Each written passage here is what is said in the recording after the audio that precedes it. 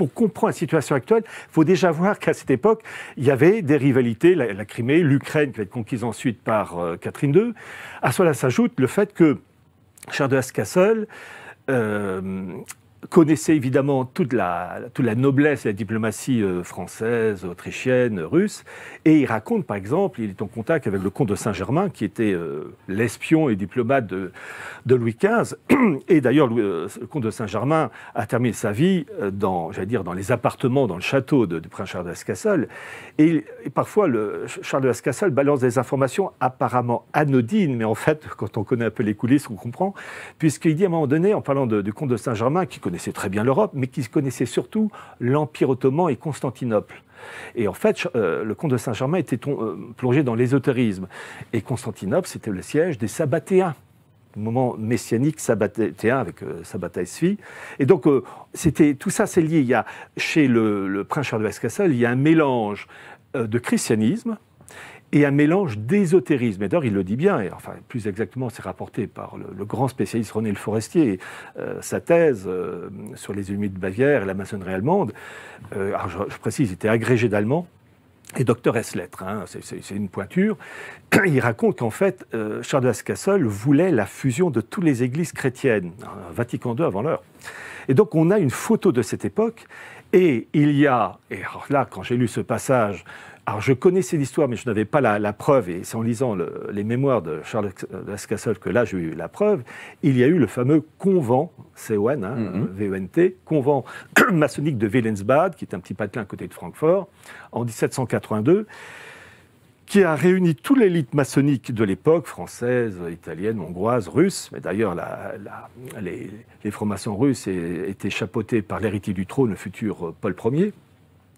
Et ce convent maçonnique s'est ouvert, discours d'ouverture, par le duc de Brunswick, membre des Frères asiatiques, qui était lié en particulier à Joseph de Maistre, qui n'était pas français à l'époque, savoyard. Et il y a un mémoire rédigé par Joseph de Maistre pour le duc de Brunswick. Alors, Joseph de Maistre appartenait à l'élite maçonnique de l'époque, et pour donc améliorer l'idéologie, enfin la pensée maçonnique, son organisation, parce qu'il y avait des rivalités internes. Et c'est très intéressant de voir que le mémoire, je raconte ça avec la référence évidemment, que Joseph de Maistre rédige un mémoire qui était frappé d'un swastika. Ah bon? Eh oui. Alors, disons, croix gammée. Voilà, une croix gammée. Et oui, c'est révélateur. Et la référence, c'est, comment dire, l'auteur qui a présenté, qui a réédité en 1925, il y a un siècle de ça, le mémoire du duc de Brunswick, le mémoire de Joseph de Maistre, a eu l'original par son arrière-petit-fils. Donc, on a la référence. Et on apprend aussi par la préface qu'en fait, la Révolution française a bien été maçonnique, oui, et qu'elle n'est pas venue par hasard. Alors, le fameux convent maçonnique de Wilhelmsbad est à la maçonnerie ce que le Concile de Trente est à l'Église, un tournant.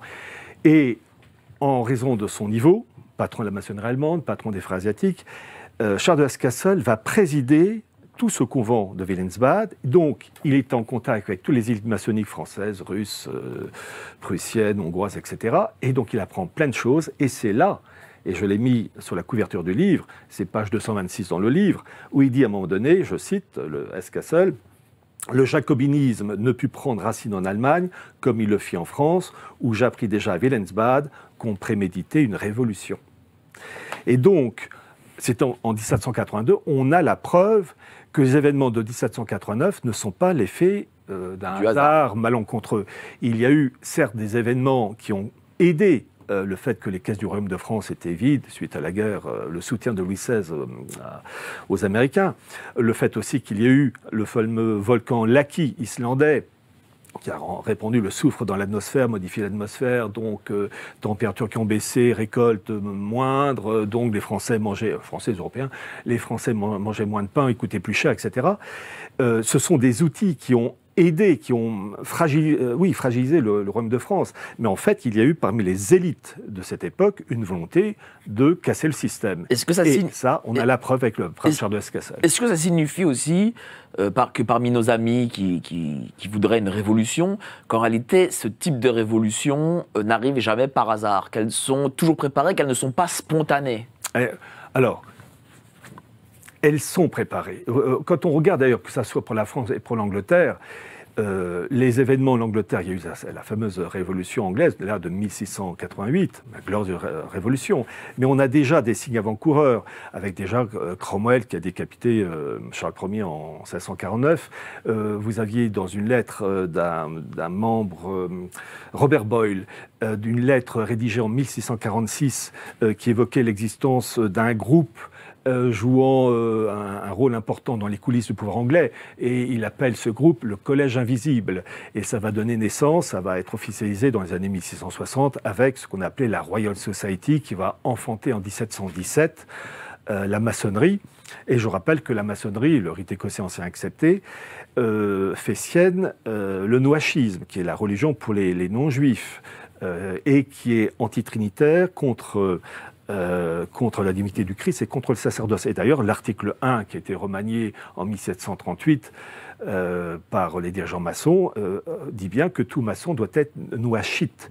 Et c'est intéressant parce que vous avez eu la visite de Donald Trump, donc Arabie Saoudite, Émirats Arabes Unis, et Qatar, et son dernier rendez-vous, visite, c'était Abu Dhabi, où il a rendu visite, on va peut-être voir l'image, à la maison abrahamique, qui est un lieu qui réunit une synagogue, une mosquée, la maison de la famille abrahamique et une église. Et ça, c'est le noachisme. Le noachisme qui consiste à créer une religion universelle pour les non-juifs. Si on pouvait, tiens, cette photo-là, qu'est-ce que ça représente ?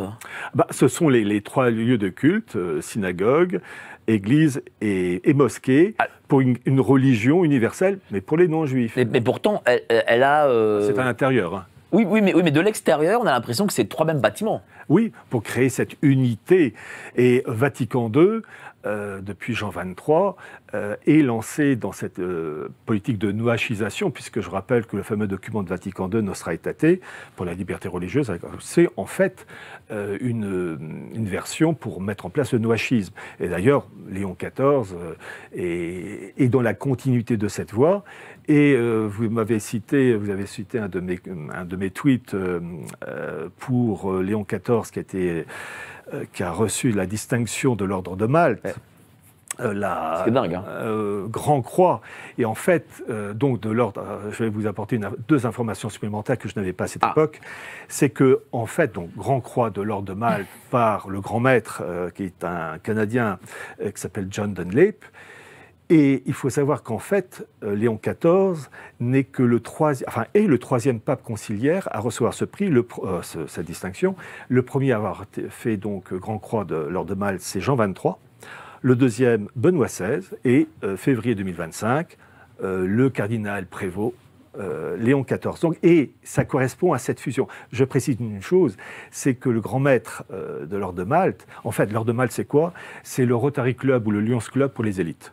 Officiellement, c'est pour soulager la souffrance humaine, principe en lui-même juste, mais en fait, c'est le Rotary Club pour les élites. Et le John Dunlap, patron donc de l'ordre de Malte, quand on regarde son CV, il suffit d'aller sur le site de l'ordre de Malte, c'est un avocat au service des sociétés et de l'immigration. D'accord. Ah oui. Et oui. Donc on comprend aujourd'hui les résultats. Voilà, l'immigration, c'est-à-dire qu'il travaille pour favoriser le bien-être et donner des droits aux immigrés. Et il est représentant juridique du Vatican au sein de l'ONU. Voilà. Donc on voit, en fait, ce qui se passe aujourd'hui est déjà exposé par le prince Charles de Hesse-Kassel. Et il n'y a pas de surprise. Voilà. Simplement, il y a une vitesse, une accélération, mais les moyens techniques en plus.